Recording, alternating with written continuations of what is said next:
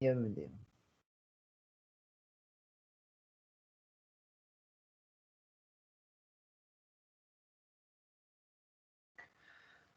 Hola, ¿qué tal, jóvenes? Bienvenidos otra vez, ahora sí, pues, a una guía, ¿no? Filosofía, en este caso, que hemos visto la semana pasada y qué es lo que tenemos que recordar para la clase del día de hoy. Jóvenes asistentes, jóvenes estudiantes, pues habíamos visto, ¿no? ¿Cuáles eran los aspectos fundamentales de la modernidad? Bien, ¿cuáles eran los aspectos nociológicos de este periodo de la historia de la filosofía que trata acerca de qué, profesor? Trata acerca de el conocimiento y va a significar ya la cancelación definitiva de la Edad Media. ¿Qué más habíamos visto, profe? Habíamos visto, pues, que existían tres posturas al respecto del origen del conocimiento. Acá se responde pues a esa pregunta, ¿no? ¿Cómo es que el ser humano llega a conocer? Y recuerda, había la postura del racionalismo, nosotros conocemos mediante la razón, René Descartes, el empirismo, conocemos mediante los sentidos, como bien decía Locke, y criticismo, que es una mezcla entre ambos, bien, es una mezcla entre sentidos más la razón, lo que me dan pues la experiencia del conocimiento. Ahora, ¿qué es lo que tenemos que repasar en este caso? Bueno, lo que ya habíamos hecho de Descartes, creo que ya quedó bastante claro, y ahora había que pasar a dónde, había que pasar pues a completar la explicación del empirismo de Johncito Locke. A ver, comenzamos entonces con la relación entre Locke y Descartes. ¿Cuál era la crítica que le había hecho profesor Locke a René Descartes? Pues era esta, ¿no? Era la crítica a la tesis o a la teoría de las ideas innatas. ¿Qué era lo que decía Descartes? Descartes decía que nosotros ya nacemos, ¿no? Aparecemos en este mundo con ciertos contenidos, bien, ya predeterminados en la conciencia. En cambio, Johncito Locke me va a decir que no, que esos contenidos predeterminados no existen, que nosotros cuando nacemos, bien, somos como una especie de hojita en blanco, bien, somos una especie de tabula rasa, bien, y esta tabula rasa, jovencitos, esta hojita en blanco, se va a escribir mediante ¿qué? Se va a escribir mediante la experiencia, o sea, profesor, somos como una hojita, ¿no? Así, vacía, bien, que el lápiz, por llamarlo de alguna manera en la metáfora, bien, de la experiencia, va a introducir los contenidos en mi mente. Entonces, si es que yo tengo algún contenido mental, esto no es porque haya nacido conmigo, sino porque yo lo he aprendido, bien, lo he captado directamente con los sentidos. Ok, profesor. Entonces en Locke vemos esto, ¿bien? Pues todo lo que sabemos es producto de la experiencia, de la captación inmediata de nuestros sentidos. Ahora, ¿qué tipo de experiencia nosotros podemos tener? A ver, tenemos, mira, para comenzar, la experiencia externa. O sea, aquello que proviene directamente de las sensaciones. Ya, profe, nosotros sabemos cuáles son las modalidades sensoriales, ¿no? Tenemos pues la modalidad de la vista, el oído, el tacto, olfato, gusto, ¿no? Sensibilidad kinestésica, ¿no? Sensibilidad vestibular, profesor. Senestésica también, y así sucesivamente. Ahora, ¿qué es lo que vamos a ver? Vamos a ver que estos son los primeros bloques de construcción del conocimiento que yo voy a tener según Locke. Porque son las cualidades que yo capto. Por ejemplo, yo veo una taza, ¿no? Y veo que la taza pues tiene un determinado color, ¿ok? Y eso lo capto con la vista. Ahora, ¿qué es lo que va a suceder? Una vez que yo obtengo la información del mundo externo, yo la puedo manipular dentro de mi propio sistema cognitivo. ¿Utilizando qué cosa? Utilizando la reflexión, utilizando la famosa experiencia interna. Aquí, digamos que yo lo voy como que a mezclar, ¿ok? Por ejemplo, a ver, chica, ¿no? Tu niña ha visto por en la calle, por ejemplo, ¿no? Utilizando tu sentido de la vista, ¿no? Has tenido una experiencia externa, bien, de un joven que te llamó bastante la atención, ¿no? Te pareció bastante guapo, una característica de él que te hizo sentir emocionada, ¿ok? Y tú te quedas pensando en él, bien, tú ya lo has visto, ¿ok? Ya lo has captado, ¿ya? ¿Cómo es esta persona, bien? Y luego tú te quedas pensando en él y quizás, ¿no? De tu memoria, utilizando tu razonamiento, ¿sí? Te imaginas de alguna manera, ¿no? Aquel deseo que tú vas a tener, ¿no? Que es que él venga, ¿no? Te pida tu número, te invita a salir y luego te bese, ¿bien? Eso es lo que tú quieres. Ahora, ¿eso de ahí ha sucedido? No, pues no ha sucedido. Entonces, la experiencia interna, ¿bien? Es proveniente de dónde? De las reflexiones que nosotros hacemos en base a la experiencia externa, ¿bien? Igual nosotros estamos sintiendo, estamos experimentando aquello que proviene incluso de nuestra propia imaginación, ¿bien? Y eso va a ser la experiencia interna. Y estos dos tipos de experiencia, según Locke, son las fuentes de conocimiento que nosotros vamos a tener. Ah, ok, profesor. Entonces funciona de esa manera, ¿sí?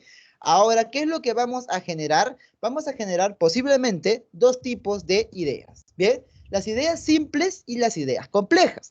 ¿Qué cosas son las ideas simples, profesor? Bueno, la captación solamente de algunas cualidades específicas e irreductibles. Escucha bien, ¿ah? Cualidades específicas e irreductibles.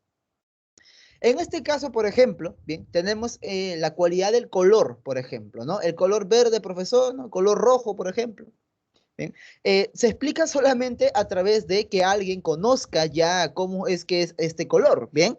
Entonces, por ejemplo, si yo tengo las siguientes ideas simples, ideas que ya no son posibles de descomponer, ideas atómicas le vamos a llamar, pero ideas simples creo que es el término más pedagógico para esto, ¿bien? Va a ser, por ejemplo, el hecho de que sea verde, en color, ¿bien? En extensión, en figura, ¿no? Que ocupa un lugar en el espacio, es esférica. Y aparte tiene la característica de ser ácido, ok.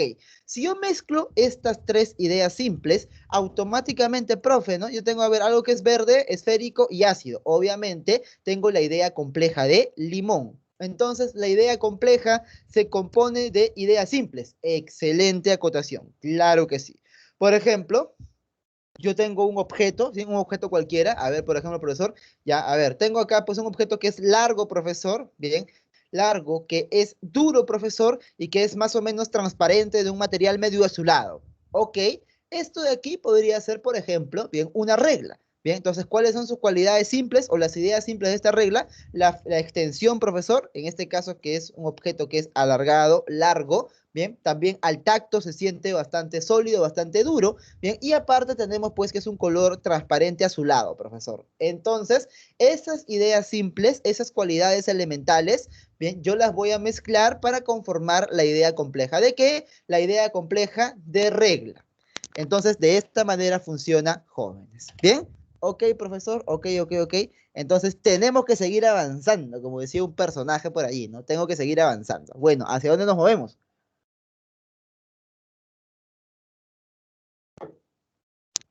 Nos movemos hacia ya lo que yo cito bien, David Hume desea que nosotros conozcamos. Mira, ¿qué es lo que pasa con David Hume? Él es empirista, profe, ¿y qué diferencias tiene con Locke? Tiene la siguiente diferencia, y es que Hume va a ser considerado, jóvenes, como un empirista extremo, un empirista radical. O sea, él lleva el empirismo, ¿sí? Hasta sus últimas consecuencias, ¿bien? En este libro acá, pues, tratado sobre la naturaleza humana. Ahora, ¿qué me va a afirmar? Que solamente existen las percepciones y estas percepciones pueden ser de dos tipos. Pueden ser impresiones o pueden ser ideas. En el caso de las impresiones jóvenes, nosotros las podemos definir del siguiente modo. ¿Bien? Podemos definir que las impresiones son la captación directa del fenómeno, ¿ya? O del objeto, vamos a ponerle para no tranquearnos, ¿ya? Bien, la captación directa, fenómeno, profesor, del lente, si quieres, ¿no? De aquello que tiene existencia particular. ¿Ok? Del objeto, ya. Nada, simple, profesor, ¿ok? Para no tranquearnos mucho. Bien, profe, captación directa del objeto. A ver, por ejemplo, tú en este momento estás captando directamente mi voz, ¿bien? Estás teniendo una impresión de mi voz, ¿bien? Ok, pero si es que pasan las horas, pasan los días, por ejemplo, no, pasan los años, ¿no? Tú ya ingresaste a la universidad, ¿no? Y vas a, pues, llevar un curso, por ejemplo, de filosofía, ¿no? Ya quizás de ética, ¿no? Terminando la carrera, que siempre ya los últimos ciclos se lo llevaron, un curso de ética en la carrera, entonces te vas a acordar, ¿no? Ah, sí, yo tenía un profesor en la academia, ¿no? Entonces te acuerdas, pues, ¿qué será de su vida, ese, ¿no? De ese loco, dirás, pues, ¿no? Ya, ok. Cuando tú te recuerdas, cuando tú tienes un recuerdo o una huella de aquello que has captado alguna vez, vamos a ver, ¿sí? Que estás haciendo uso de las ideas, ¿bien? Recuerdo o huella dejada por la impresión. Ahora, ¿cuáles son las características de cada uno? La impresión, profesor, mientras sucede, obviamente es más intensa, pero también es de corta duración. O sea, por ejemplo, tú tienes la impresión de mi voz mientras yo estoy hablando. Dejo de hablar y la impresión de mi voz ha desaparecido durante el rato que he dejado de hablar. Solamente ha quedado la huella, el recuerdo, la idea de la voz que tú siempre escuchas, ¿bien? Que es en este caso la mía. Ah, ok. Por eso se dice que es menos intensa, pero de mayor duración. Porque esto de acá, pues bueno, puedes recordarte durante algún tiempo, ¿no? Al menos durante algún tiempo te vas a recordar de esto. Ok, profesor. A ver, otro ejemplo, ¿no? ¿Por qué decimos que las impresiones son más intensas, ¿no? Y las ideas son menos intensas. Ya, imagínate, bien, que tú sales con una persona que te gusta bastante, ¿no? Y esa persona, pues, te besa, ¿bien? O en todo caso se deja besar por ti. Ok. Mientras tú estás teniendo la impresión, ¿bien? De estar besando a esa persona, mientras tú estás sintiendo, pues, ¿no? Su calor corporal, ¿no? Ahí, ¿no? Digamos que estás junto a él, junto a ella, pues vamos a ver que estás teniendo esta impresión. ¿Cuánto dura? Hasta que se acaba, profe, hasta que cada quien se va a su casa. Ahora, bien, por más que tú recuerdes, por más que tú lo revivas y lo revivas y lo revivas, ese recuerdo va a ser igual de intenso que cuando lo estabas sintiendo. ¿La sensación va a ser igual de intensa? Pues no. Bien, obviamente no. El tacto, profesor, no va, pues, no va a ser exactamente lo mismo. Yo puedo recordar qué sensaciones he tenido, pero vamos a ver que no va a ser igual que lo vuelva a hacer, que vuelva a buscar, pues, a esta persona para volver a hacer lo mismo. Entonces, vamos a ver, pues, que las ideas son menos intensas por esto de aquí. Ahora, tiene su desventaja, ¿no? El hecho de que sea menos intensa, pero puede permanecer durante más tiempo en nosotros, ¿no? Y así es una persona que te marcó, ¿no? Bien, que marcó bastante tu vida, pues vamos a ver que te vas a recordar de ella durante bastante tiempo, ¿bien? Por eso se dice que es mayor duración, ¿ok? Entonces, esa es la diferencia entre impresiones e ideas. Ahora, jóvenes, ¿qué es lo que tenemos que saber? ¿Por qué es que Hume es considerado tanto como empirista extremo? Es que él llega a límites insospechados. A ver, para comenzar. ¿Cómo podríamos definir de manera bastante coloquial lo que es el empirismo? En una frase lo podríamos resumir de este modo. Podríamos decir, ya, ok, empirismo es la doctrina nociológica que a nivel coloquial estaría de acuerdo con la frase ver para creer. Claro, profe. Yo tengo que tener un conocimiento, bien, tengo que tener la certeza de que algo es verdadero si es que yo lo capto con mis sentidos. Entonces, esto de ver para creer, Hume lo lleva pero a límites bastante insospechados. Por ejemplo, él te dice lo siguiente, ¿no? Él vendría y te preguntaría, oye, ¿mañana va a amanecer? Y tú dirías, claro, pues como mañana no va a amanecer si todos los días amanece. No, tú estás equivocado. ¿Pero por qué? ¿Qué acaso mañana no va a amanecer? No, tampoco. No sabemos. Porque hasta que yo no tenga la impresión, o hasta que tú no tengas la impresión, la captación directa mediante tus sentidos de que el sol está saliendo, ya estamos 3 ya, el 4 de febrero, ¿bien? A la hora que suele salir, ¿no? A las 6 de la mañana, 7 de la mañana, ¿bien? Si tú no tienes esa impresión, entonces tú no puedes afirmar que eso va a ocurrir. Oye, pero todos los días sale. Eso tú lo dices por costumbre. El hecho de que tú sueltes un peso, bien, en caída libre y este siempre se vea atraído pues hacia la tierra, bien, no implica que si tú lo haces 50,000 veces, a la vez número 50,001, ese peso no se va a ir hacia arriba, no va a flotar en el aire. O no significa que no pueda, ¿sí? Que no pueda desplazarse de manera horizontal, quizás. Se va para otro lado, horizontal. Pero, profe, yo lo dejé, no, pero él se va horizontal. ¿Tú qué? A ver, ¿tú acaso tienes impresión de que eso no va a ser así? No, pero regularmente no. Es que tú no te puedes basar en la costumbre para generar conocimiento, porque puede ser que a la vez número, ¿no? 50,000 más uno, ¿bien? Sea pues diferente. Ah. Entonces, hasta que tú no veas que el sol ha salido, hasta ahí no puedes afirmar que efectivamente pues ya salió, ¿no? Entonces, pierdes la capacidad de qué? Pierdes la capacidad de hacer predicciones. Y aparte de esto de acá, ¿qué es lo que sucede? Bien, sucede que si es que nosotros no podemos entonces encontrar regularidades en la naturaleza, profe, ¿no? Si es que yo quiero saber, pues, cuáles son las leyes de la naturaleza, no voy a poder, porque Hume me dice que las leyes, pues, van a ser simplemente una manera de empaquetar las costumbres que nosotros tenemos. Entonces, jovencitos, si no podemos establecer leyes en la naturaleza, si no podemos predecir, ¿no? Si no podemos utilizar la función predictiva, ¿bien? De la investigación del mundo, ¿qué forma de conocimiento se estaría descartando aquí? ¿En contra de quién estaría yendo? ¿O en contra de qué forma de búsqueda del conocimiento humano estaría yendo, pues, esta doctrina empirista extrema? A ver si es que la sacan. Vamos, atrévanse a equivocarse, ¿bien? Acá no estoy buscando que seas, pues, el que tiene la respuesta 100% correcta. No, no, yo te guío, tú sabes, ¿no? Tú me conoces ya. Si es que no contestas bien, yo te voy a guiar hacia la respuesta correcta. Repito la pregunta. Según Hume, no podemos hacer predicciones, ¿bien? No podemos encontrar regularidades en la naturaleza porque nosotros no sabemos si es que va a volver a ser así. Entonces, si es que no se pueden encontrar leyes en la naturaleza, ¿bien? Y no se pueden establecer predicciones, entonces, qué forma de conocimiento humano se estaría descartando de este modo? Jovencitos, ¿bien? ¿Estaría chocando con quién? ¿O con qué?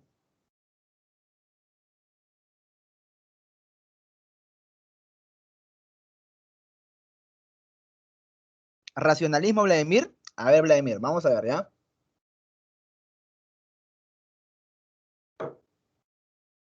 Hay una forma de búsqueda de conocimiento que se encarga de regionalizar la realidad, ¿bien? Partirla en diferentes pedazos para poderla estudiar, estableciendo leyes y teorías al respecto. Bien, por ejemplo, en el ejemplo que te he dado, bien, te he hablado al respecto de qué, te he hablado al respecto de que yo no puedo afirmar que porque suelto un cuerpo, ¿no? Al vacío, o en todo caso en el aire, por eso, ya, vamos a imaginar que sea el vacío, ya. Porque suelta un cuerpo en el vacío, este siempre va a caer, claro. Sí, ok, ya, tú lo has hecho y ha caído, ¿bien? Has hecho 1.000 millones de veces y las 1.000 millones de veces ha caído, pero vamos a ver que tú no sabes que esto cae, o sea, o que puede volver a caer hasta que no vuelvas a hacerlo otra vez. Ahí recién dirás, ah, sí, no, efectivamente ya cayó.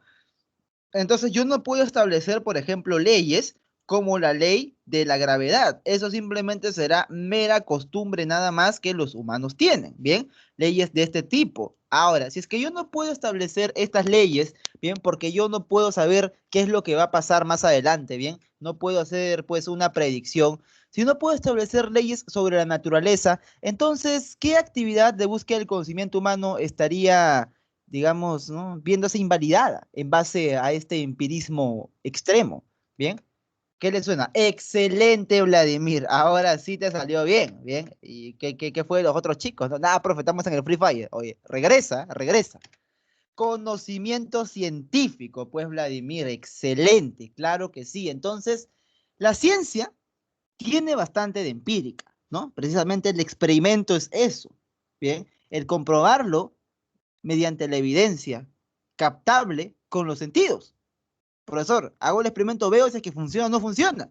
La vacuna, ¿no? La aplico, veo si genera o no genera anticuerpos. Bien. Entonces, vamos a ver, pues, que en este caso, Hume te diría, no, papi, hasta que no haya impresión, no puedes, ¿bien? No puedes estar seguro de esto. Entonces, está bien, la ciencia es muy empírica, ¿no? La ciencia es muy ver para creer. Pero si esto lo llevamos al extremo, ¿bien? Podemos incluso negar a la propia ciencia. Ah, entonces la ciencia tendría que ser un empirismo moderado, porque si es un empirismo extremo, llevar esto a sus últimas consecuencias, entonces nosotros podríamos terminar afirmando, ¿no? Digamos, cosas que, bueno, realmente podemos saber por la misma naturaleza que no se dan, ¿no? Bueno, o al menos en el 99,99 periódico puro por ciento de los casos, ¿no? Pero David Hume siempre te dice, bueno, hasta que no vuelva a salir el sol, tú no tienes que estar seguro de que eso va a volver a ocurrir. Ok, profesor, bien, lleva al extremo eso de ver para creer. Ahora, ¿qué es lo que tenemos que ver? ¿Ya? Abandonamos a Hume y vamos a hablar al respecto de quién. Vamos a hablar al respecto de Immanuel Kant. ¿Qué es lo que tenemos que saber al respecto de el profesor? Como les dije, bien, hace rato, él es el que va a agarrar ambas corrientes, la del racionalismo y la del empirismo, para generar una nueva teoría. ¿Cómo se le va a llamar a la corriente de Kant? Va a recibir este nombre, el nombre de criticismo. Criticismo, profesor, y sí, y va a ser el resultado de enmarcar a ambas corrientes en una sola, tanto al racionalismo de René Descartes como al empirismo de John Locke y de David Hume. Ok, profesor. ¿Qué más tenemos que saber? Pues vamos a ver que también es conocido por ser representante de la época ilustrada, ¿no? Siglo XVIII, profesor. Ahora, obras principales, las que ves acá. Mira, y este título ya te dice bastante, ¿no? De lo que él estaba planteando como desarrollo filosófico. Crítica de la razón pura. ¿A qué hará referencia? Hará referencia a que Durante mucho tiempo, algunos creyeron que solamente hace falta la racionalidad para poder conocer. Entonces Kant te dirá, no, nosotros no podemos conocer por la pura racionalidad, como diría Descartes, pero tampoco lo vamos a hacer solamente por pura sensibilidad, por pura experiencia, como quisiera Hume. Sino es que tenemos que utilizar los dos. Repito esto muchas veces hasta que quede claro, ¿ok? Ah, ya, profe, entonces mediante la razón pura no se puede llegar, no se puede llegar. Entonces, en este libro pues hace precisamente eso, ¿no? Una crítica a esa postura que te dice que la razón pura sí sirve para llegar al conocimiento. Ya. Entonces, estas son las preguntas que se plantea, ¿bien? ¿Qué es lo que puedo conocer? ¿Qué es lo que nos interesa para el desarrollo de esta clase, ¿no? Como te dije al principio, el aspecto nociológico. Ahora, ¿qué es lo que vamos a ver? ¿Cuáles son pues los problemas que él tiene que resolver en cuanto a la teoría del conocimiento? Escucha bien. Immanuel Kant llega a las siguientes conclusiones. Bien, él te dice, mira, antes se creía, bien, antes se creía que cuando un ser humano conocía, ese es el sujeto, ¿no? Cuando un sujeto conocía, bien, era afectado por el objeto. Vamos a ver, esto es un cubo, imagínate, ¿no? Ok. Este sujeto, bien, al conocer este cubo, bien, se va a ver afectado por este de acá. Pero en realidad no es así, te dice Kant. ¿Cómo, profe? Más bien es el sujeto activo en la creación del conocimiento. No es un ente que solamente recibe las cualidades de los objetos que están externos a él, no, sino que él también participa en el proceso de construcción de conocimiento. ¿Qué, profe? Cuando uno analiza un objeto, ¿lo está afectando? Claro que sí. ¿Y de qué manera? A ver, cuando yo veo algo, ¿sí? Me represento ese objeto, ¿bien? No como este realmente es, sino como yo puedo percibirlo. A ver, te pongo un ejemplo, ¿no? Quizás tú estás caminando por la calle con una persona que es bastante corta de vista, o tú eres la persona corta de vista. Entonces tú ves un cartel, ¿bien? Y para ti ese cartel no dice absolutamente nada, ¿bien? O en todo caso simplemente ves como que líneas nada más a lo lejos de ese cartel, ¿bien? En ese cartel. Y tú, ¿bien? Le preguntas a la otra persona, ¿no?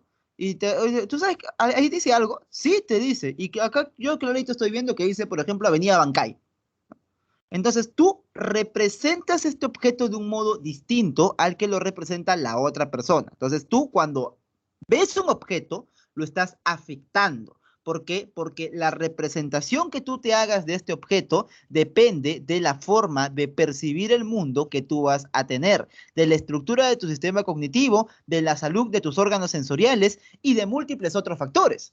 Ah, ok, profesor. ¿Y a esto cómo se le llama? Se le llama la revolución copernicana de la filosofía. ¿Qué tiene que ver Copérnico con esto de acá, profesor? Bueno, ¿qué era lo que pasaba? Antes se creía que la Tierra era el centro de todo, ¿bien? Y el Sol, por ejemplo, y los demás planetas estaban girando a su alrededor. Pero con Copérnico, ¿qué es lo que se sabe? Bien, con Copérnico ya se sabe que es en realidad el Sol, el centro del sistema solar, profe, y aparte, pues la Tierra está girando, entre otros planetas, alrededor del Sol. Entonces ya hay un cambio, bien, hay un cambio completo. Antes se creía que era de un modo, ahora se cree que es de otro modo completamente distinto. Así igualito lo va a hacer Kant. Antes se creía que era el objeto el que afectaba al sujeto, bien, pero ahora no. Ahora se sabe que es el sujeto el que afecta al objeto en el momento de conocerlo. Por eso es que se le llama, bien, la revolución copernicana de la filosofía. Ahora, ¿qué más tenemos que saber al respecto, profe? Mira, te pongo este ejemplo de acá, ¿no? Para hacer una distinción clara y precisa. Mira, por si no has entendido con el ejemplo de las dos personas que una era más corta de vista que la otra. Mira, tenemos, por ejemplo, la vista humana, ¿bien? Y la vista canina. En cuando hay luz, profesor, ellos qué desventaja tienen que no pueden percibir mucha variedad de colores, ¿bien? Estará pues limitada, bastante limitada la visión de los perros, sobre todo a este espectro, ¿no? Al amarillo y al azul medio violeta. Ahora, profe, bueno, acá también hay otro tipo de luz que nosotros no podemos ver, bien, sería luz ultravioleta. Ahora, profe, nosotros sí estamos aquí, pues, ¿no? De aquí hasta aquí, sí tenemos el rojo, bien, y también tenemos esta capacidad de ver el color verde. Entonces, ¿quién tiene la verdad al respecto de cómo es el pasto? Tú dirás el humano porque ve mejor, pero pasamos a otro caso en el cual en un bosque Nosotros vemos que está todo oscuro, completamente, ¿no? Oscuro, negro, prácticamente no vemos, y el perro lo ve pues completamente normal, sí, él puede caminar, él no se va a perder, bien, no se va a chocar con un objeto que no esperaba que esté cerca de él. ¿Por qué? Porque él puede ver muchísimo mejor de noche. ¿Cómo es en realidad el bosque? ¿Quién tiene la razón?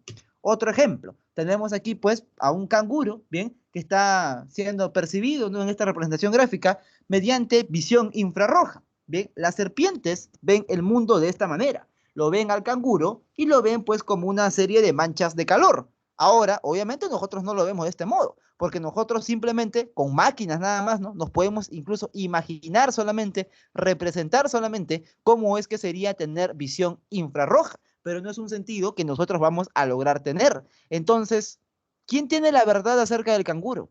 Tú, porque tienes visión, ¿no?, digamos así, normal del espectro de colores que tú conoces, o la serpiente porque ven infrarrojo. Y peor aún, ¿no? Tenemos acá el caso de los delfines, ¿bien? Para que se entienda todo el recorrido, todo el ejemplo.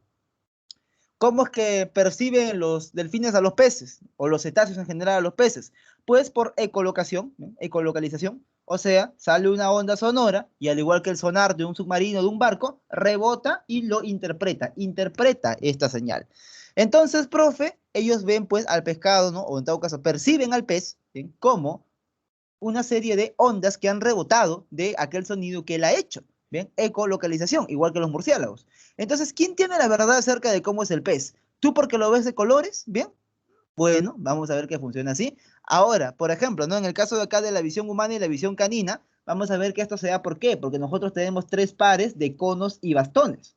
Bien, tres pares de conos y bastones en la retina. Bien, y los perritos solamente tienen dos, nada más. Ahora, existe un animalito, bien, que es este de acá, el camarón mantis, que tiene 22 pares de conos y bastones. Tiene la visión más avanzada del mundo. Este puede ver la luz ultravioleta, la luz infrarroja, la luz polarizada, un amplio espectro lumínico, muy amplio. Bien, ¿cómo percibirá el mundo este animal? Pues solamente podemos imaginárnoslo y nada más. Bien, ni siquiera eso, ¿no? Ni siquiera podemos llegar pues a imaginarlo prácticamente.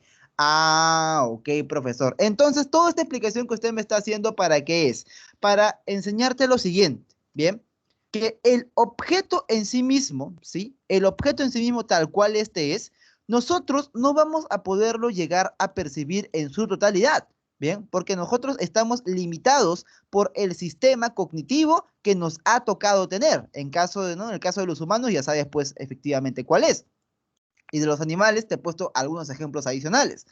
Entonces, ¿qué es lo único que yo puedo captar de este objeto de acá? Lo único que yo puedo captar de este objeto, si no es la realidad al 100% tal cual este es, porque ya no sabemos cómo realmente es que es este objeto, yo solamente me puedo hacer una representación de este objeto de acá, ¿ok? Si estoy capacitado para representarme, una representación. Ok, profesor, ahora vamos a ver lo siguiente. ¿Cómo le llamamos a la representación que nosotros nos hacemos de el objeto? ¿Cómo le llamamos? Pues le llamamos de este modo. Le llamamos fenómeno. ¿Ok? Le llamamos así, fenómeno. Y en el caso del objeto en sí, sin haber sido percibido, o sea, tal cual es este realmente, vamos a llamarle la cosa en sí, la realidad, si quieres ponerle bien, cosa en sí, realidad, entre paréntesis, realidad. ¿Cómo le llamamos? Pues le llamamos noúmeno, ¿sí? Entonces, esta es la distinción entre fenómeno y noúmeno por parte de Immanuel Kant. Ah, ok, profesor. Esto significaban ambas palabras. A ver, para que puedas entender el ejercicio, mira la pared más cercana que tengas. Por ejemplo, ya yo tengo acá una pared bastante cercana a mi izquierda, a mi mano izquierda, la cual es de color amarillo. Ahora, lo que yo percibo, bien, de la pared, que es sólida, ¿no?, de cemento, de color amarillo, bien, es realmente la pared, ¿será realmente la realidad o será una representación que yo me hago de esto? A ver, lo que yo te acabo de decir, bien, al costado, la que está a mi mano izquierda, la pared amarilla, ¿será fenómeno o será noúmeno lo que yo te estoy expresando? Vamos, jóvenes, participen, todos. Deberían haber, pues acá, a ver si hay, ¿no? ¿Cuántos jóvenes? Si hay 15 personas, deberían haber 15 respuestas. A ver, ¿qué dicen ustedes? Bien, con respecto al ejemplo que acabo de dar.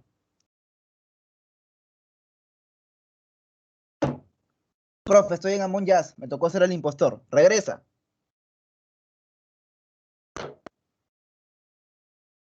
A ver, ¿qué cosa será, jovencitos? Bien, en este caso. Bien, repito la pregunta. En el caso de la pared que yo tengo a mi costado, yo te digo lo siguiente, ¿no? Bien, yo te digo que es una pared de color amarillo, ¿ok?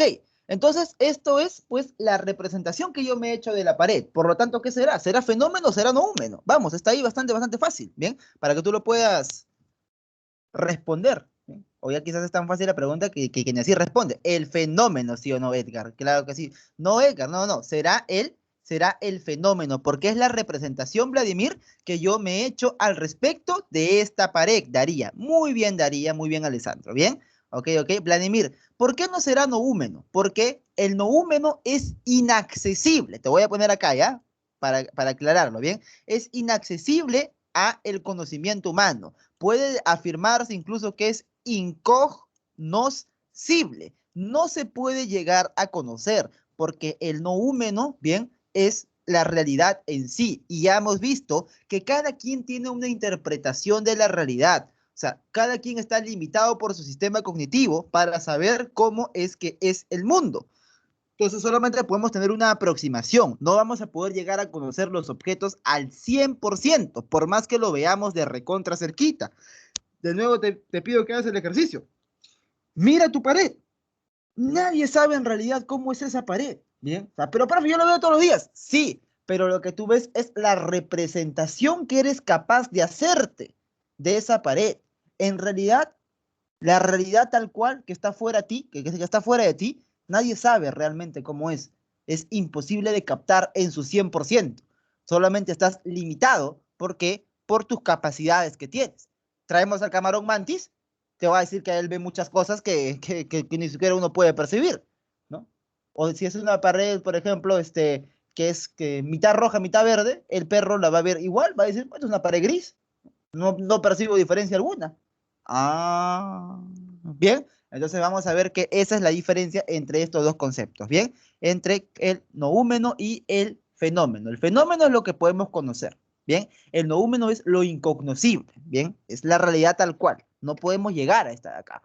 Ok, profesor, bien, ok. Entonces ya Kant de esta manera pues como que nos parte un poquito la cabeza, ¿no? Bien, como que nos viola un poquito el cerebro, profe. Sí, pues evidentemente, ¿no? Evidentemente, llegar a esta conclusión no es fácil, bien, no es fácil. Ahora, ¿cuáles son las facultades de la razón? Las que tú estás viendo aquí, ¿no? Que te he dejado en pantalla para que quizás las vayas leyendo, las vayas analizando, ¿no? O sea, primero, ¿qué es lo que sucede?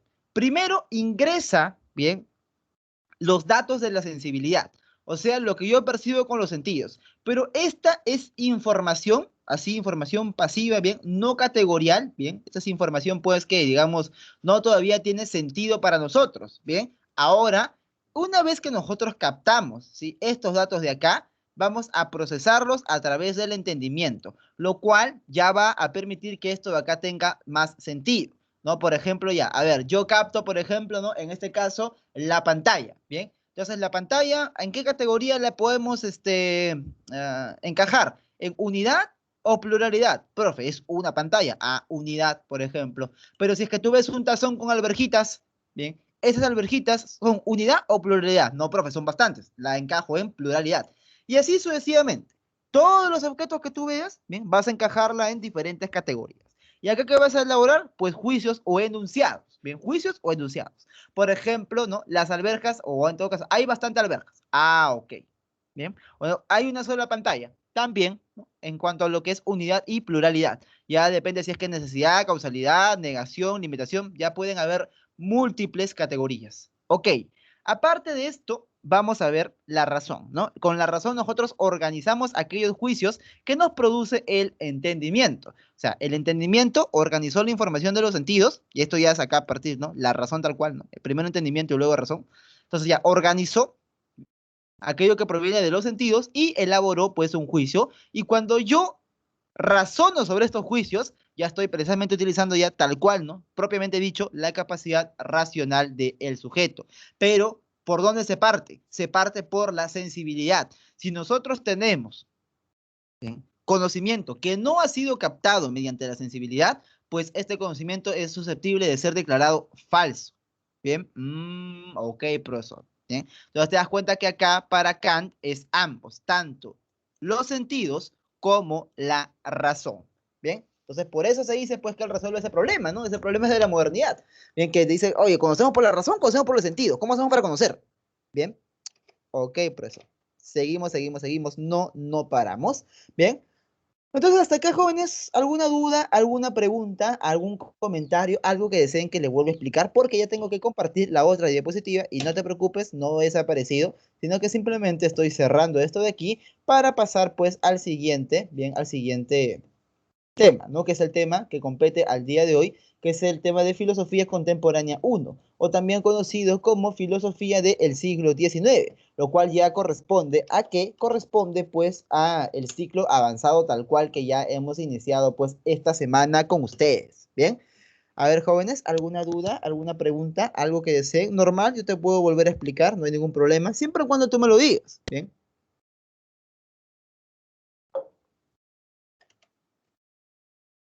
¿No hay? Bueno. Entonces, pasamos a la explicación de la filosofía contemporánea, ¿no? De qué es lo que tenemos el día de hoy. A ver, módulo avanzado. Filosofía del siglo XIX. Ok, si no hay preguntas, al menos respóndeme lo siguiente. Este cuadro que tú ves aquí, ¿a qué proceso histórico te hace referencia? Jovencito, jovencita.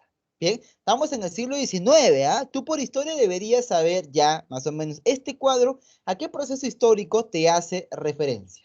Bien, jóvenes. A ver, a ver, a ver. De que están aquí presentes. Son 15 alumnos, debo tener 15 respuestas. Vamos a ver qué dice Sergio, Alessandro, Edgar, Nayeli, bien. Nayeli Brigitte. Hola Nayeli, ¿cómo estás? Angeli, bien. A ver, acá está Goku chiquito, ¿no? ¿Quién es Goku chiquito? Alison Denis, Alison Denis. Bien, ahí está Jonathan, excelente, claro que sí, Jonathan, revolución industrial. Sergio Adolfo, revolución industrial, Vladimir Vidalón. Muy bien, jóvenes, claro que sí, pero profe, es evidente, es obvio, ¿no? Claro, mira. Ahora, la época de la revolución industrial va a traer bien, ciertas ventajas y ciertas desventajas. Una de las ventajas es que se ha incrementado la productividad y esta es muchísimo, muchísimo más grande que antes. Pero la desventaja es que las diferencias sociales se han incrementado. Entonces, de aquí vamos a ver que surgen múltiples corrientes filosóficas de este periodo histórico. ¿Bien? ¿Qué es lo que pasa, profe? ¿Cuál es el contexto? El paradigma técnico-industrial se ha desarrollado y ha llegado, pues, a límites antes insospechados, ¿bien? O sea, profesor, el hombre ha aprendido a manipular la naturaleza de un modo extremadamente eficiente, ¿bien? Ha avanzado la tecnología y los que poseían, pues, estas fábricas, ¿no? Donde se estaba desarrollando la tecnología, los llamados capitalistas, bueno, es como le llama Marx, ¿no? ¿Bien? Capitalistas, ¿bien? Vamos a ver, pues, estos llamados burgueses, ¿bien? Van a ser, pues, los que tengan los beneficios de este desarrollo técnico-industrial. Entonces, ¿qué era lo que pasaba?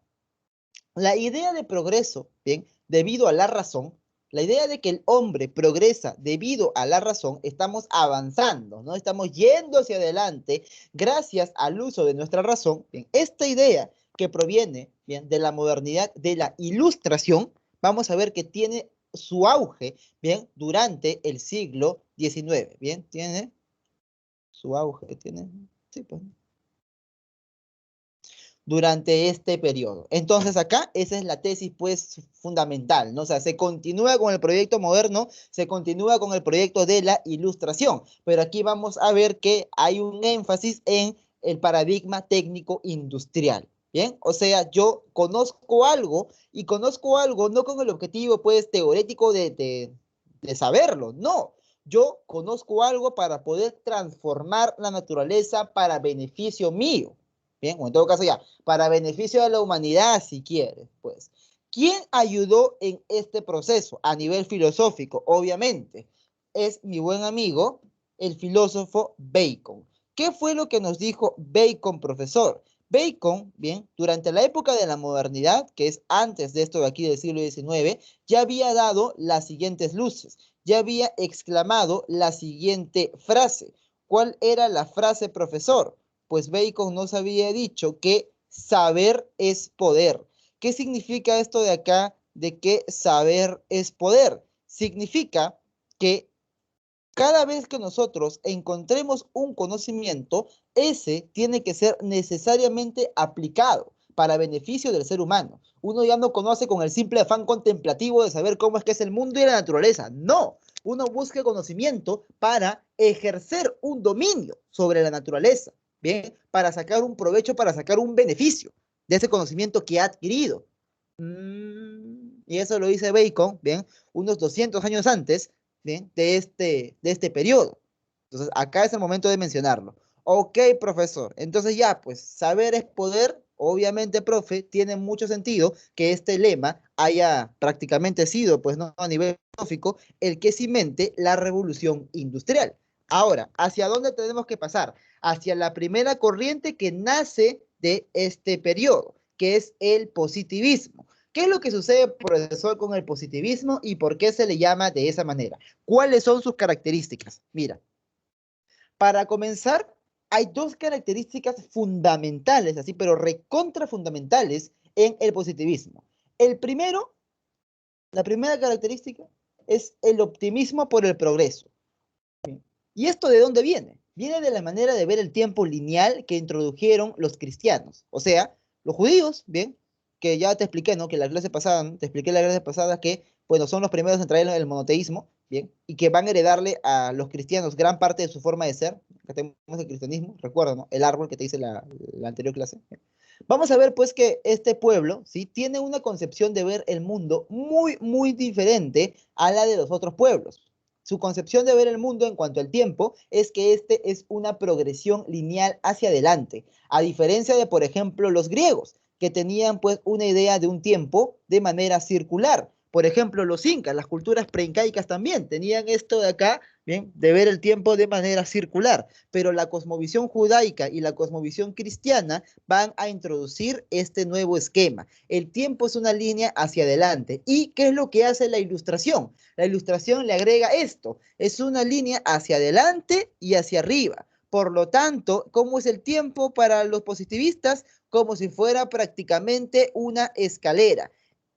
Y esta escalera, obviamente, profe, si es que estamos, ¿no?, más arriba, en un periodo más reciente, significa que necesariamente estamos mejor que en un periodo más antiguo. Esa creencia de que algo, bien, es nuevo o de que algo es más moderno y por lo tanto es mejor, más moderno, por lo tanto mejor, bien, ¿proviene de dónde? Proviene de aquí, del positivismo, el optimismo por el progreso. Ahora, este progreso no se va a basar en el positivismo en cualquier cosa, no. ¿En qué se basa? Se basa en el avance de la ciencia. Y entonces, profesor, aparece la segunda característica fundamental, que es el cientificismo. A ver, escucha bien, una cosa es la ciencia y otra cosa es el cientificismo. ¿Qué cosa es el cientificismo, profesor? Es la creencia de que la ciencia debería ser la única forma de conocer la realidad que tenga el ser humano, porque es la más avanzada, la que nos va a dar la verdad absoluta. Entonces, el cientificismo, ¿bien?, prácticamente, ¿no?, es, incluso, ¿no?, podría afirmarse de una creencia ya, ¿no?, digamos, cuasi religiosa, ¿no?, al respecto de la ciencia. Bien, ok, profesor. ¿Qué otras características tenemos? Entonces, eso de que si es que algo es científico, automáticamente es verdad, ¿bien? Como por ahí, ¿no? Quizás has visto, pues, ya la deformación de esto, ¿no? Ya llega ya a extremos que se hacen un poquito ridículos, ¿no? Bien, por ejemplo, ves ahí, ¿no?, en tu Facebook, ¿no? Las chaparritas son las mejores novias según la ciencia, según estudio científico. Un estudio científico hecho por unos cuantos universitarios de primer año que no saben distinguir entre correlación y causalidad, que son dos métodos de investigación científica completamente diferentes. Creen que porque hay una correlación, porque dos fenómenos están, pues, aparecen juntos, ya necesariamente uno es causa del otro, y se sabe que no siempre es así de manera necesaria. Claro, implica una sospecha de causalidad, pero no es una necesidad de causalidad. Entonces, bueno, pues, ¿eso a qué se debe? Eso se debe, pues, a que la gente, cualquier cosa que lee, ¿no? Que tenga la palabra ciencia, así debe ser verdad, ¿no? Bien. Y esto de acá, ¿de dónde viene? Pues viene de esta creencia, ¿bien? De esta corriente positivista. Ok, profesor. ¿Qué es el empirismo? Ya sabemos. Solamente podemos conocer lo que la experiencia nos revela, lo que los sentidos nos informan. Entonces, si es que solamente podemos conocer lo que los sentidos nos informan, ¿qué es lo que vamos a terminar rechazando? Todo aquello que no pueda ser captado mediante los sentidos. Todo aquello que no pertenezca al mundo físico. Todo aquello que trascienda lo material, que vaya más allá de lo físico, o sea, todo lo metafísico. Todo lo que va más allá de la materia, metamaterial, metafísico, profesor. Entonces, por eso que vemos un marcado rechazo a la metafísica por parte de quién? Por parte del positivismo, ¿ok? Por parte del positivismo. Claro, no se puede realizar teorías científicas al respecto de Dios, ¿no? O al respecto del alma, ¿sí? No se puede realizar teorías científicas sobre Dios. ¿Por qué? Porque Dios, bien, o el alma, no es algo que podamos captar mediante los sentidos. Entonces, no es digno de ser estudiado. Bien, ok, avanzamos. Principal representante del positivismo. Tenemos pues que es acá mi buen y gran amigo Augusto Comte. ¿Ok? ¿Qué era lo que planteaba Comte, profesor? Incluso Comte llegaba ya a extremos más radicales, ¿no? Bien, él te dice que la sociedad debe de regirse por la ciencia. Tenemos que reformar a la sociedad mediante la ciencia. La ciencia va a ser la que gobierne la forma, ¿bien?, de organizarnos que nosotros vayamos a tener. Que sí, profe, qué chévere. Bueno, sí, es una doctrina interesante, bastante interesante. Libros, cursos de filosofía positiva y catecismo positivista. Luego voy a explicar esto de acá, no te preocupes. Ahora, obviamente, conciencia, ¿a qué se refiere? Se refiere pues a la física newtoniana, ¿no? Bien, en esta época, ¿no? La ciencia más avanzada, bien, a la cual hacen referencia ellos es la física de Sir Isaac Newton, en realidad, que es exacta, sirve pues para predecir el movimiento de los astros de una manera pues precisa, bien, recontra precisa. Entonces ya prácticamente ya ellos creían, ¿no?, que tenían la explicación al respecto ya del mundo, prácticamente completa, ¿no? O sea, para finales del siglo XIX, bien, para finales del siglo XIX, prácticamente se creía que ya la física estaba casi terminada. O sea, se creía, solamente faltan un par de cositas, ¿no?, un par de ecuaciones más para completar algunas cosas que todavía nadie ha hecho prácticamente por flojera, pero esto ya está completo. Hasta que aparece la física relativista de Einstein y la física cuántica todavía con Planck, y ya esto de acá con Heisenberg, y ya esto de acá explota, ¿no? Ya, digamos, hay un desarrollo muy distinto. Pero eso ahorita no compete tanto explicar. Luego lo vamos a hacer. Bien, ok, profesor. Entonces, ¿qué es lo que vamos a ver? Bien, él cree que hay que reformar la ciencia, perdón, reformar la sociedad mediante la ciencia, ¿no? Tenemos que hacer que la ciencia gobierne. Ok, profesor. Para esto, plantea la existencia de tres etapas, ¿bien? Y quiero que prestes atención, jovencito, jovencita, porque, bien, de acá va a venir, bien, va a venir tu examen, bien, va a venir tu examen. ¿Cuáles son las tres etapas del pensamiento humano, ¿no?, según Augusto Comte?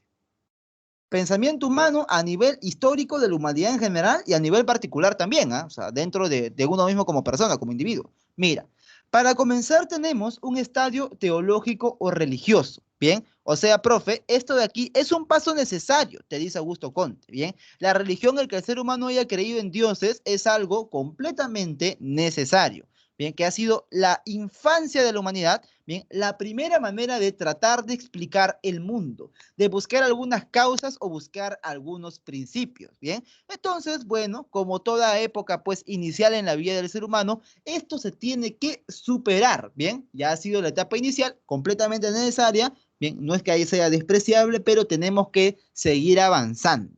Ok, en este caso, ¿a dónde avanza? Pues avanza al llamado estadio metafísico o abstracto, en el cual ya se utilizan argumentos lógicos. Acá se da, pues, lo que muchos profesores, ¿no?, de filosofía, ¿bien?, ponen como si fuera la verdad absoluta, y en vez de advertir por lo menos que esta definición es una definición positivista. ¿Cuál? Que la filosofía nace como un paso del pensamiento mítico religioso, del mito a logos, una superación, una mejoría, un abandono del mito para darle paso al logos todopoderoso. bien, esa interpretación de superación, bien, de ver al tiempo como si fuera una escalera, bien, donde acá está el mito, bien, vergonzoso, y acá está el logos, triunfante, ya. Esa forma de ver el mundo es una forma positivista, que tú puedes tenerla, obviamente, yo puedo estar de acuerdo, quizás, pero vamos a ver que no es la única postura, ¿no? No es la única interpretación posible al respecto de la realidad. Ah, ok, profesor.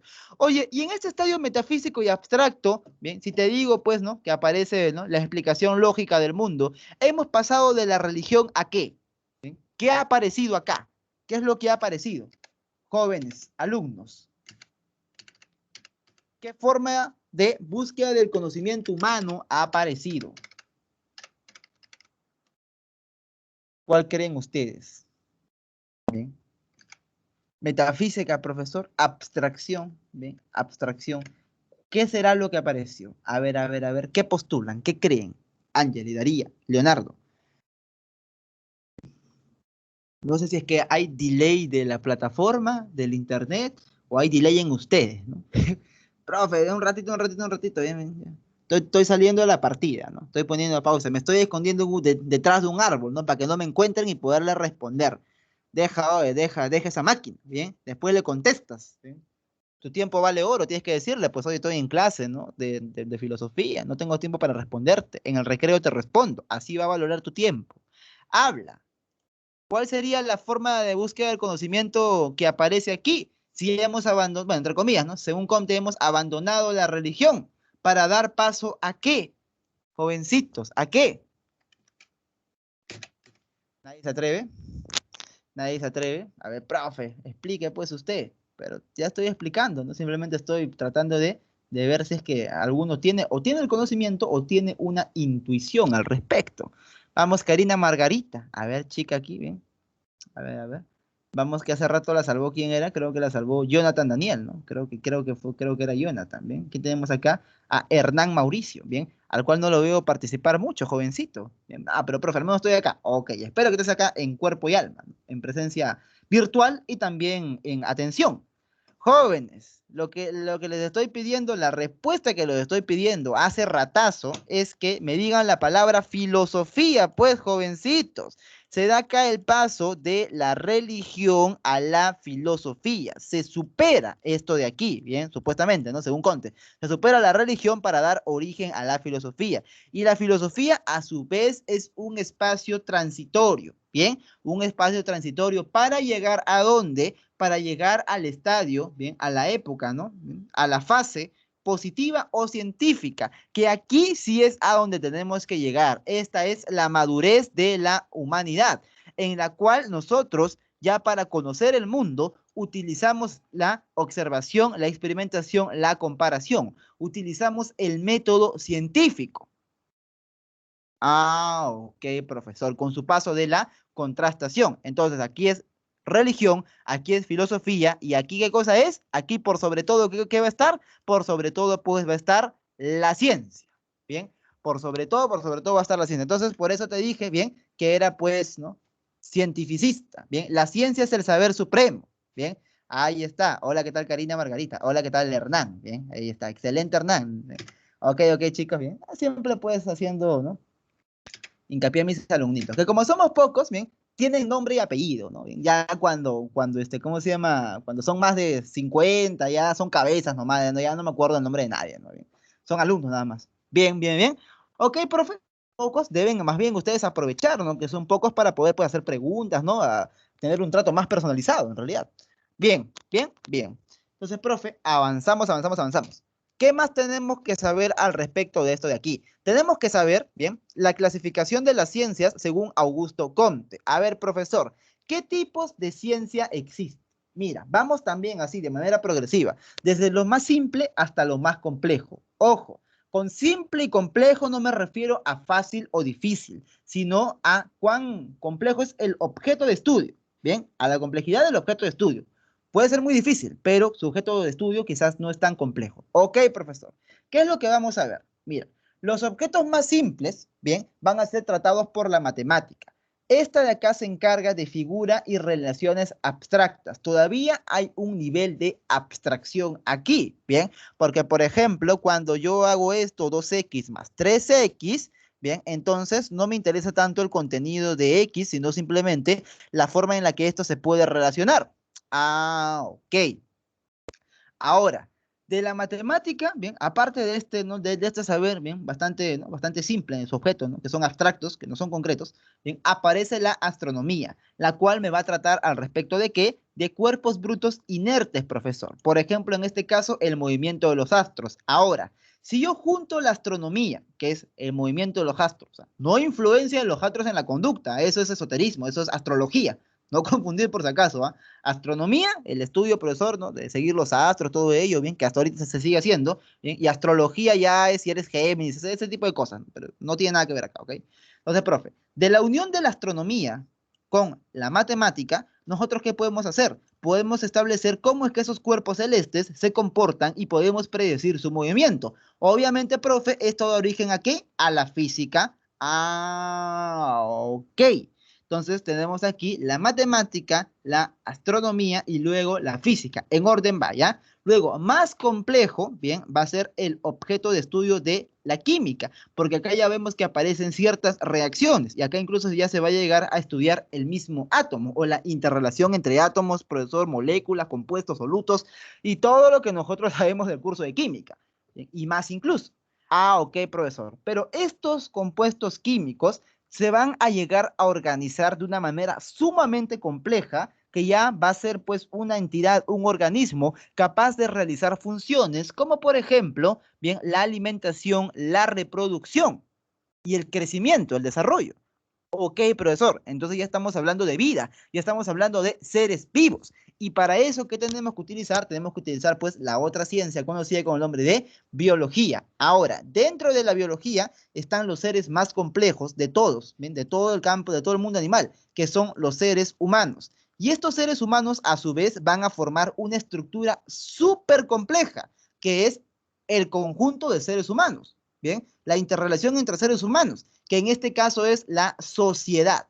Y para estudiar a la sociedad hace falta una nueva ciencia, y esta es la ciencia que crea Augusto Comte.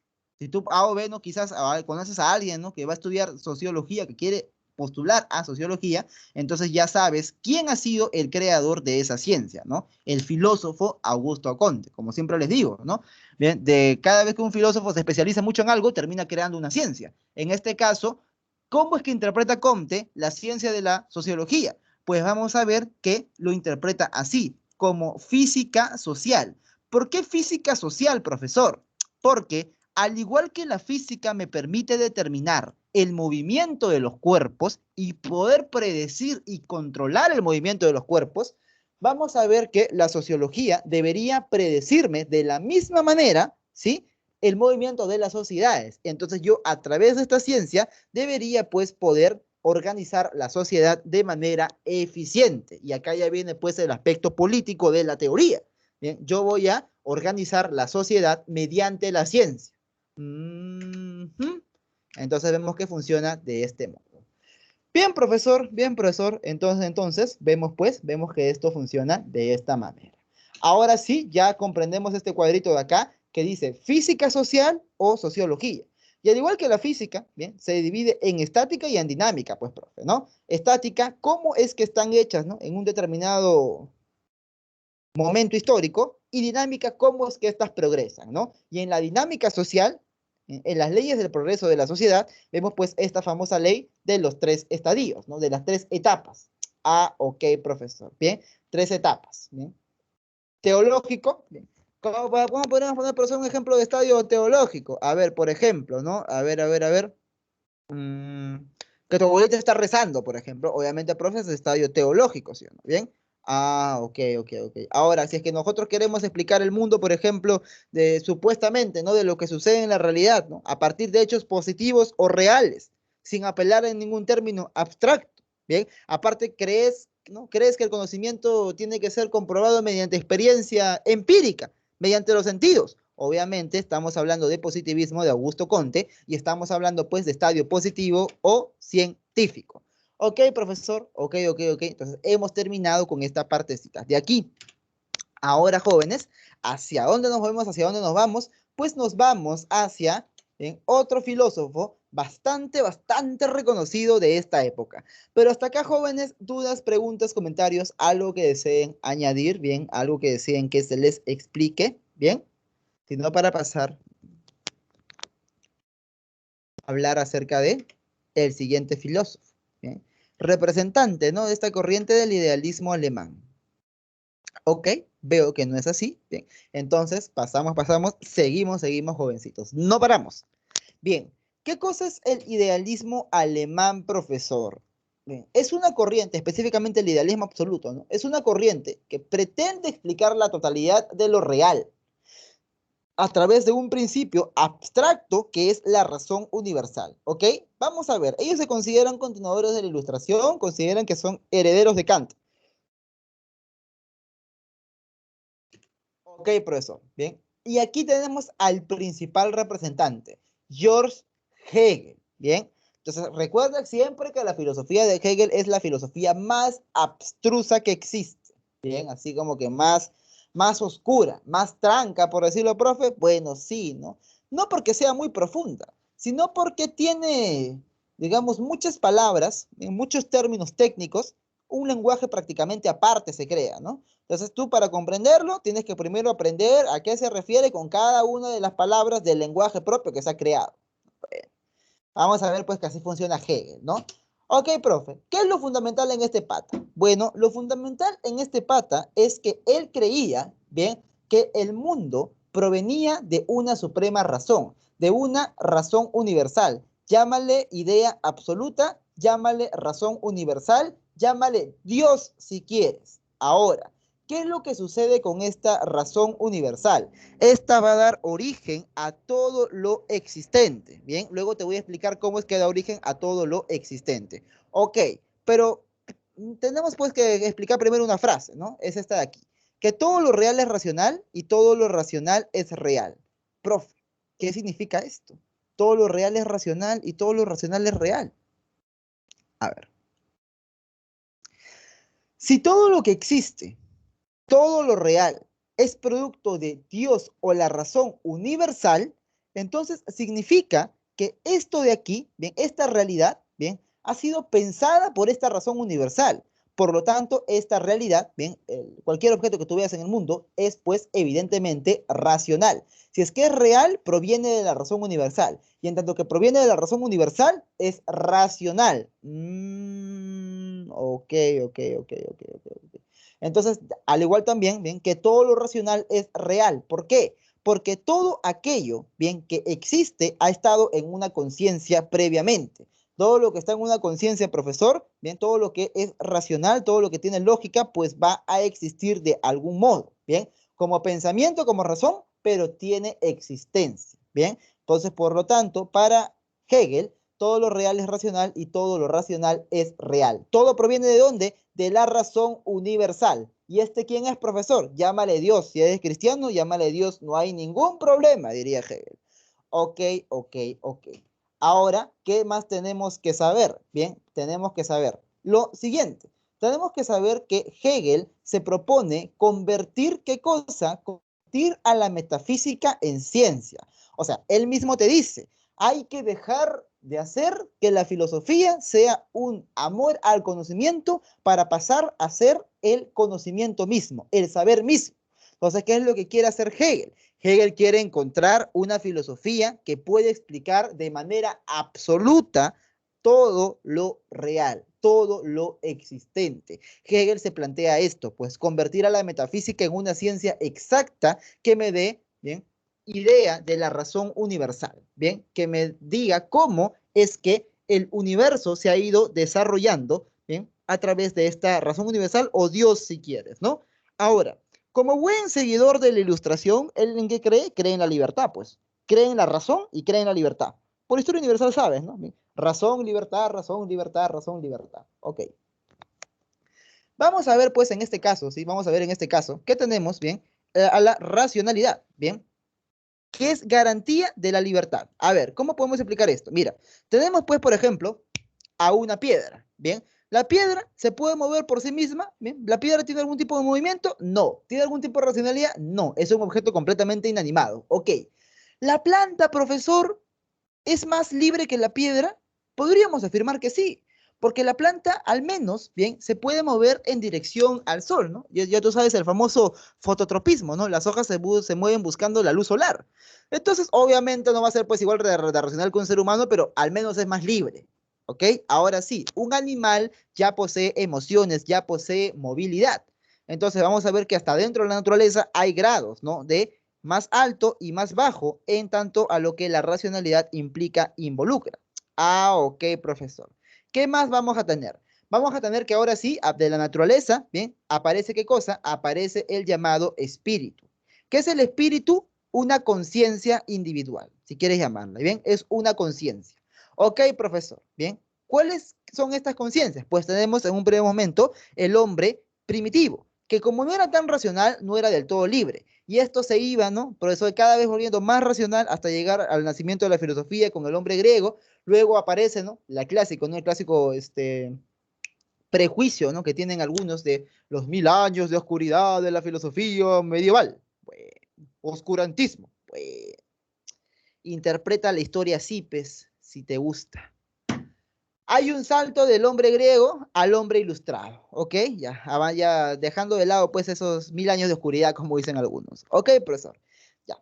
El hombre ilustrado obviamente es el hombre más racional hasta su propia época, ¿sí? Porque él se había liberado de las cadenas, ¿no? De la esclavitud mental y había llegado a expresar el lema, ¿no? Que Kant tanto le gusta gritar, sapere aude, ¿no? Ten el valor de servirte de tu propia razón. ¿Mm? Y ahora, ¿a dónde llegamos? Al hombre alemán del siglo XIX, el cual pues es más libre, es genuina y auténticamente libre porque es el ser más racional que ha existido a lo largo de la historia. Y dentro del hombre alemán del siglo XIX, recontra nacionalista Hegel, nacionalista alemán, ¿sí? Vamos a ver pues que él se propone como el filósofo, ¿no? Como el hombre que te va a decir a ti cuál es, ¿no? Digamos, el desarrollo de la racionalidad. Entonces, él es el filósofo oficial, obviamente, pues todo llega hacia dónde, todo llega hacia él, ¿no? Una interpretación teleológica de la historia de la filosofía, ¿no? Todo lo que ha ocurrido es para llegar hasta mí. Bueno, su interpretación de él, ¿bien? Su interpretación de él. Ok, profesor, ok, entonces ya entendí esto de que es más racional, más libre necesariamente es. Ahora, esto de aquí, bien, esto de aquí pasa por tres momentos, ¿ok? Pasa por tres momentos, bien. Un primer momento, bien, que le podemos llamar así de este modo, ¿no? Bien, el desarrollo del universo, por ejemplo, profesor, podríamos decir que esto acá es de esa manera.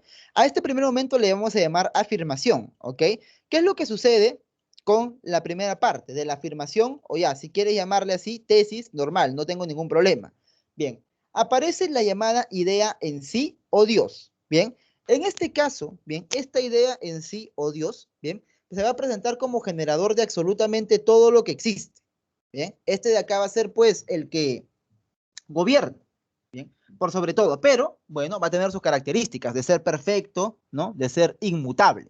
Ok, Dios se niega a sí mismo, se aliena, sale de sí mismo. Acá ya no es la idea en sí, sino la idea fuera de sí.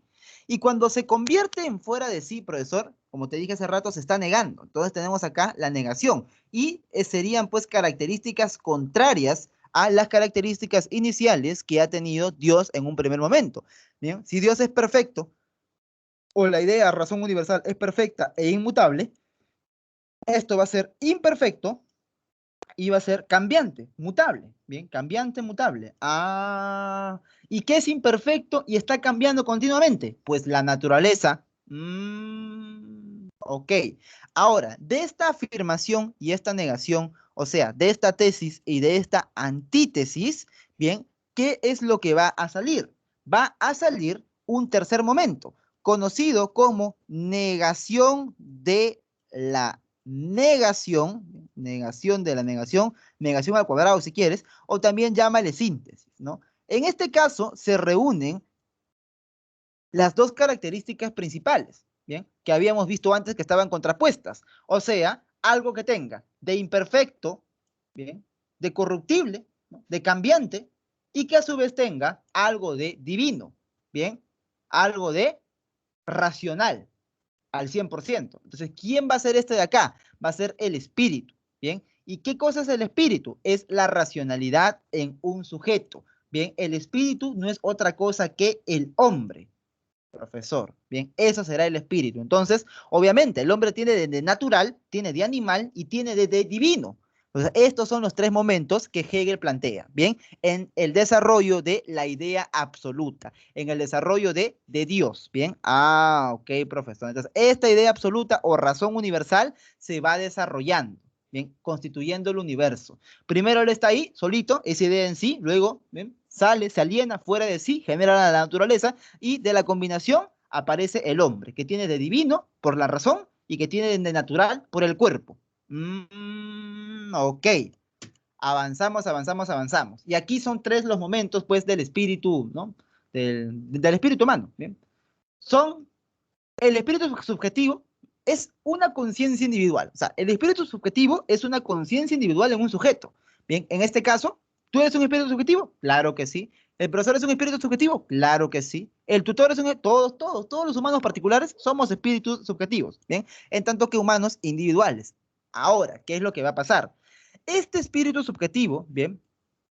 Se va a sumar unos con otros para dar origen a las instituciones, ¿bien? Cuando nosotros concretizamos el contenido de nuestra conciencia, vamos a dar origen a el Estado, a la sociedad e incluso a la iglesia. Entonces, el espíritu objetivo, por ser la suma de las racionalidades de los diferentes humanos, va a ser más libre, ¿no? Acá tenemos, ¿bien? Un humano, individual, subjetivo, tiene su racionalidad, sí. Pero si juntamos todas las racionalidades de todos los seres humanos, o no, de los seres humanos racionales que viven en Alemania, te dirá Hegel, pues vamos a ver que nosotros formamos a la sociedad y como se organizan estos de acá, van a formar al Estado. Entonces, el Estado es más racional que un sujeto individual. Y si es que es más racional, es más que, entre más racional es más libre, como te había dicho antes. Por lo tanto, tenemos que para Hegel, uno es más libre siguiendo las leyes del Estado que siguiendo las propias leyes de uno. Por lo tanto, el Estado alemán de su época, te va a decir Hegel, te dice, el Estado alemán es la institución que a través de nuestra obediencia a ella garantiza nuestra libertad, porque es la concretización de la suma de las diferentes racionalidades o conciencias individuales por parte de los sujetos. Oye, esto de que si tú obedeces al Estado, eres más libre, música para los oídos de quiénes. A ver, ¿quiénes estarían de acuerdo? ¿Quiénes estarían saltando en un pie de que Hegel haya afirmado esto? Jóvenes. A ver, ya, acá la pregunta no es tan filosófica, no es más social, ¿no? Más política incluso, ¿no? ¿Sí? Las dictaduras, ¿bien? No solamente, claro, no necesariamente las dictaduras, Jonathan, sino los gobernantes en general, que sí pueden ser una dictadura. ¿Bien? Claro que sí. ¿Bien? Ok, profesor. Ok, ok, ok. Entonces, obviamente, pues por eso es que Hegel va a ser considerado como que Jonathan, va a ser considerado como filósofo oficial de la corte prusiana. Pues él estaba en la cima ya prácticamente, ¿no? Él era el filósofo oficial de los reyes, gobernantes, banqueros, funcionarios. Él era, profesor. Él era. Ahora, no hay que casarnos con esto, ¿no? Aparece otra figura, otro seguidor de Kant, pero más caleta él, Arthur Schopenhauer, y prácticamente lo va a acusar a Hegel de prostituir la filosofía, ¿bien? De escribir filosofía para beneplácito de unos cuantos galapanes, te dicen, ¿no? Para beneplácito de unos cuantos galapanes. Ah, ok, profesor. Bueno, hay discrepancias, ¿no? Hay discrepancias de esto de acá, obviamente. Pero bueno, Hegel es Hegel y es pues conocido, ¿no? Porque su sistema es un sistema absoluto, ¿no? A veces, si tú lo lees, bien, y entiendes más o menos, ¿no? Su sistema, es difícil salir, ¿no? Porque te mete en su lenguaje y ya todo lo quieres explicar desde la perspectiva hegeliana. Kant es igual. ¿Por qué? ¿Qué características tienen los sistemas? Que te ofrecen una explicación completa y ordenada al respecto de la realidad. Bien, entonces a veces es difícil salir de esta explicación completa y ordenada, porque si tú aceptas su principio, te regala una explicación completa del mundo. Y eso es lo que a veces la gente está buscando, pues una explicación del mundo para sustituir a la religión, obviamente. Ok, ya. Este es el espíritu objetivo, la sociedad, el Estado. Y el espíritu absoluto, profe, ya, el espíritu absoluto, bien, son las más grandes manifestaciones de esta sociedad. Bien, ¿cuáles son estas más grandes manifestaciones de esta sociedad? En orden, ¿eh? En orden. Tenemos al arte, a la religión y a la filosofía. Obviamente, el más grande de todos, la más grande de todas, va a ser, pues, para Hegel, ¿no? Para Hegel, la filosofía. Bien, la filosofía sería, pues, al final, ¿no? Como él dice, ¿no? Yo quiero transformar la metafísica en ciencia, ¿no? Entonces va a decir que la filosofía es la ciencia, el saber que describe todo este desarrollo o despliegue de Dios desde el momento en que es idea en sí. Entonces, estos son todos los momentos, ¿no? Parte de la idea en sí, ¿no? O Dios se afirma, ¿no? Profesor, aquí, luego se niega, sale de sí, genera la naturaleza genera al hombre, el espíritu, y el espíritu puede darse según estos tres momentos, ¿no? Subjetivo, objetivo y absoluto. Y dentro del absoluto también tres partes, ¿bien? Arte, religión y filosofía. Y dentro de la filosofía tenemos la explicación a todo el proceso, la explicación completa a la realidad. Entonces, de esta manera, ¿sí? De esta manera, pues Hegel te dice, ¿no? Ok, la filosofía va a ser la explicación, o en todo caso la ciencia, que me describa cómo se ha dado este desarrollo. Y yo, Hegel, bien, voy a ser pues el que te dé esa explicación. Papi, ¿qué tal confianza en ti mismo? Bueno, vamos a ver pues que así era este señor, ¿no? Bien, así era este señor. A algunos les gusta, bien, a algunos no les gusta. Algunos sienten que cuando están leyendo a Hegel ya tienen la explicación última acerca del universo, ya no hay más, ya con Hegel se termina la filosofía, ya después el resto ya son tonterías, dicen, ¿no? Bien, pero bueno, hay gente que dice, no, esto de acá pues estaba más o menos equivocado. Ok, ok, ok. Me he detenido con ustedes explicándole bastante este punto, ¿ok? Bastante este punto. Me he detenido explicándoles a ustedes. Ahora, sí, ¿a dónde tenemos que pasar? Tenemos que pasar, ¿bien? A explicar este cuadro, ¿bien? Esto de acá, para que se te haga más fácil, ¿bien? El pensamiento de carácter dialéctico, ¿bien? Está conformado por estas partecitas que ya hemos analizado, pero que hemos analizado en el desarrollo de la razón universal o espíritu absoluto. Bien, ahora, ¿qué es lo que tenemos, profe? Ya, vamos a hacer ejemplos de esto, bien, pero de una perspectiva más coloquial, bien, más así, más humana, ¿no? Porque hay un pensamiento, el llamado pensamiento dialéctico, que precisamente también consta de estas tres partes, ¿no? Entonces, para que tú lo conozcas, ¿ya? ¿Cómo podría aplicarse la dialéctica? Un ejemplo chiquito, casero, profe, ¿no? Casero como siempre ha hecho usted, ¿no? Ya, no te preocupes, papi. Mira, a ver. Tenemos para comenzar una afirmación, ¿bien? También llamada tesis. ¿Qué afirmación podría ser, profesor? La de... ¿bien? A ver, ¿qué nombre le ponemos? Bien, Shirley le ponemos, ¿ok? Profesor, ya, Shirley es una alumna inocente, ella, bien, inocente, que no conoce nada de la vida, bien, la cual afirma lo siguiente, tiene la siguiente tesis, que para ingresar a la universidad, lo único que hace falta es estudiar nada más que números. Entonces, yo con números ingreso, profesor. ¿Para qué voy a escuchar filosofía? ¿Para qué voy a romperme la cabeza si con números la hago? Bueno, viene otro jovencito, bien. Viene, por ejemplo, a ver, ¿qué jovencito le ponemos? Kevin, por ejemplo, ¿no? Acá está la Shirley, profesor. Acá está Kevin. Bien. ¿Y qué es lo que nos dice Kevin? Kevin también me niega lo que dice Shirley. Bien, me dice algo contrario. Me dice una negación a lo que Shirley está afirmando. Por lo tanto, profesor, tenemos una antítesis. Ya, ¿qué es lo que me dice Kevin? Me dice, no, Shirley, tú estás equivocada. Para ingresar no hace falta matemáticas. Para ingresar solamente hace falta letras. Otra alma inocente. Entonces yo no escucho al profesor de geometría, no escucho al profesor de álgebra, porque solamente con letras yo voy a ingresar. Bueno, luego viene, bien, a ver, ¿no? Un cachimbo, ¿no? ¿Cómo se llama? Rodrigo, profesor, bien, un cachimbo llamado Rodrigo y hace una negación de esta negación, o sea, profesor, una síntesis de ambos pensamientos, ¿no? Del pensamiento de Shirley y del pensamiento de Kevin. ¿Qué es lo que va a afirmar Rodrigo, profesor? Rodrigo va a afirmar que para ingresar a la universidad hace falta de ambos, ¿bien? Hace falta tanto de números como de letras, ¿bien?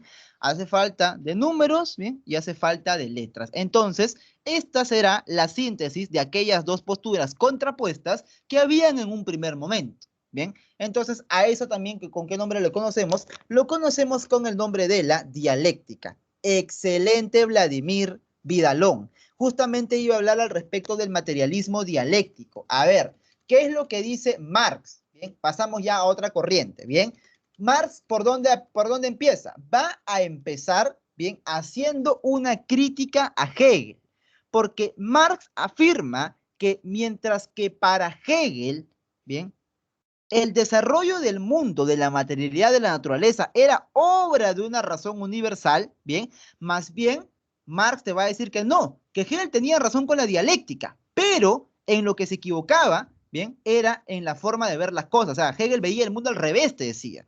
¿Por qué? Porque lo que en realidad se está desarrollando perpetuamente no es el espíritu, la razón universal, no, sino es la materia infinita. Bien, la materia va a estar en eterno movimiento. Bien, y la materia, al estar en movimiento, bien, al estar desarrollándose, pues va a llegar un momento en el que se organiza de manera compleja y de origen al primer ser vivo, y luego así, hasta llegar a el hombre, bien, hasta llegar al hombre. Entonces, el espíritu, que es la conciencia humana, bien, Hegel le llamaba pues espíritu a la conciencia humana, vamos a ver que es producto de una materia altamente organizada llamada cerebro humano. Entonces, Marx le da la vuelta a lo que dice Hegel. Sí, está bien la dialéctica, está bien, sí hay un desarrollo, pero no es el desarrollo de la razón universal, no es el desarrollo de la idea absoluta, es el desarrollo de qué? Es el desarrollo de la materia. Por eso se le llama materialismo dialéctico, ¿ok? Por eso se le llama materialismo dialéctico, ¿bien? Chicos, ¿están escuchando bien? A ver, a ver, a ver. Sí. Dígame, por favor, capaz es producto de mi, no sé, de mi equipo quizás, de mi conectividad a internet, ¿bien? A ver, a ver, a ver. O sea, ¿estás escuchando bien o estás escuchando mal? ¿Sí se escucha bien? Ah, ok, ok, ok, bien. Ok, entonces ya sabemos, Sergio, si es que basta que uno escuche bien, ¿no? Para que se sepa que la señal del profe sí está saliendo de manera correcta, ¿no? Bien, claro, entonces ya esa es, digamos, configuración, ¿no? En todo caso. He reportado, ¿no? Pues, bueno, he reportado por parte de mis amigos, sí, problemas, sobre todo en Lima Norte, bien, en Lima Norte, de la señal de Claro. Bien. No sé, capaz tú perteneces a eso, pero Claro se estaba cayendo bastante, ¿no? Yo vivo en el centro, frente a San Marcos, bien, en el límite entre Callao, Lima y San Miguel, básicamente por ahí, y tengo señal Movistar, ¿no? Entonces, no sé, quizás ustedes tienen otra señal. Bien, bien. Ok, ok, ok.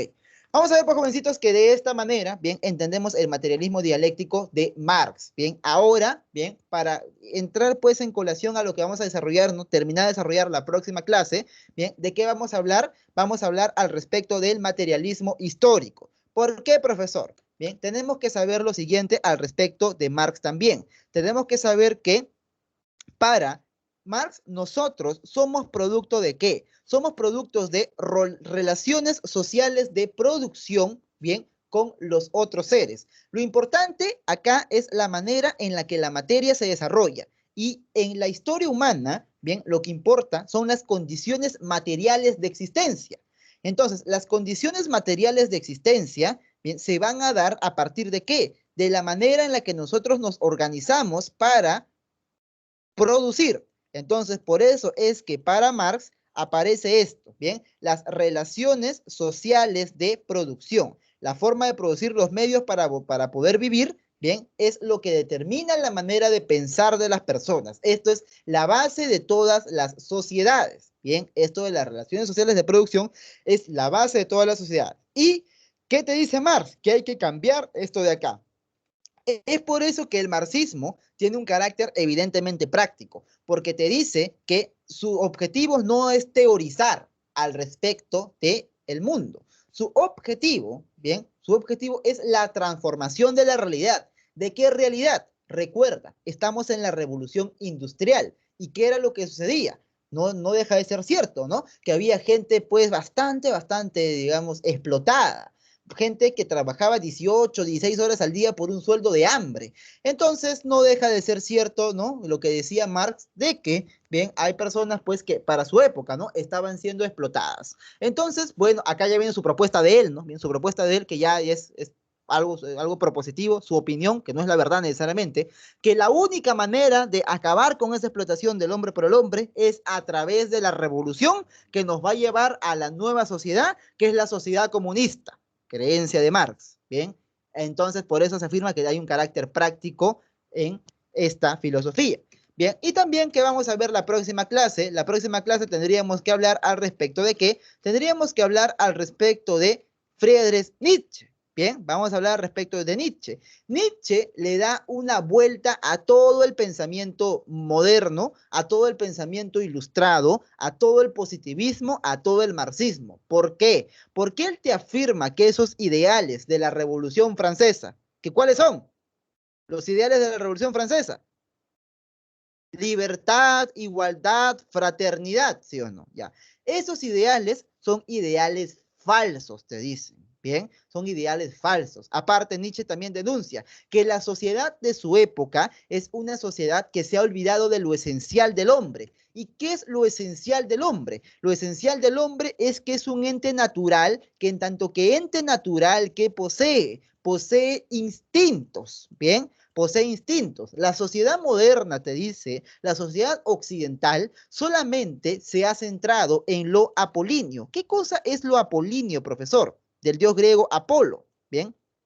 Que tiene que ver con la mesura, con la racionalidad, con el orden, con la medida, con todo lo que sea racional, ¿no? Entonces, la sociedad moderna, la sociedad ilustrada, bien, ha despreciado el instinto por darle preeminencia a la razón.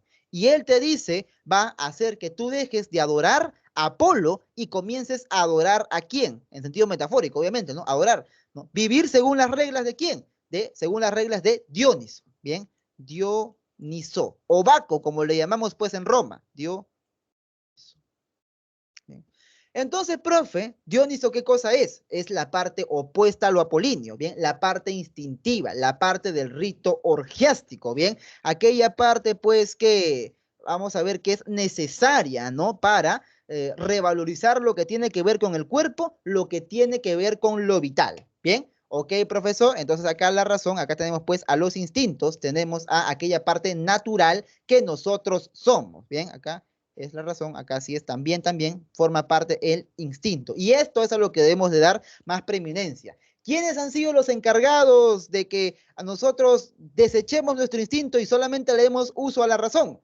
Pues desde Platón, pasando por los cristianos, hasta llegar a los ilustrados. Platón, el cristianismo y la ilustración han colaborado para que nosotros neguemos nuestros instintos. Por lo tanto, tenemos que revalorizar lo dionisiaco. Bien, eso es lo que vamos a acotar o en todo caso expandir la próxima sesión. Bien, jovencitos, hemos terminado a la hora exacta. Ya con esto pueden ir a resolver su examen. Bien, como siempre, jóvenes, ha sido un gusto haberlos visto otra vez. Jóvenes, ya, pues pónganse un poquito más participativos, bien, para poder tener un desarrollo más adecuado de la clase. ¿Ya, jóvenes? Bien, nos vemos la próxima semana. Igual, muchas gracias por haber participado de todas formas. Bien, nos vemos. Hasta pronto.